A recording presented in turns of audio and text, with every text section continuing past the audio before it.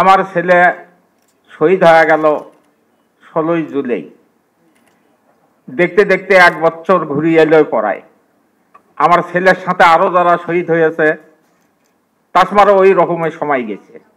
এখন কোনো ছেলেরে কোনো আইনের আওতায় আনা হয় না এখন পর্যন্ত।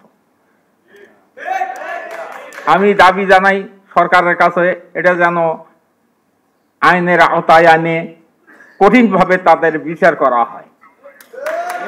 আর আমি সকলের কাছে আর কি বলবো, এই কথাতে আমি শেষ করছি।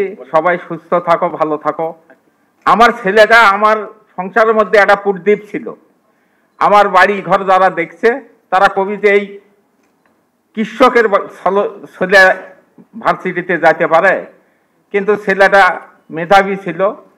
ওই 8 লাইন থাকি মানুষের ছেলে টিউশনি করায়।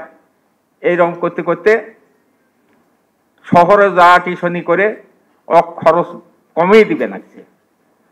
ওদের খরচ দিয়ে আমি পড়ে এই যে অনার্স পরীক্ষা পাশ করলি, তাই নির্বন্ধন পরীক্ষা টিকছিল, পরে লিখিত পরীক্ষা দিয়েও পাশ করছিল। এমন ছেলেটার আমার আশা ছিল যে একটা চাকরি বাকরি করবি, হয়তো আমি দেখে হয়তো মরে যাব। সেই আশাটা আমার আর পুরল না।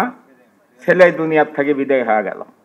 সকলে দোয়া করবেন ছেলে যেন জান্নাতবাসী হয়। আমার ছেলের সাথে আরো যারা শহীদ হয়েছে তাদের জন্যও দোয়া করবেন, সকলেই যেন জান্নাতবাসী হয়। আল্লাহ যেন শান্তি দান করুন।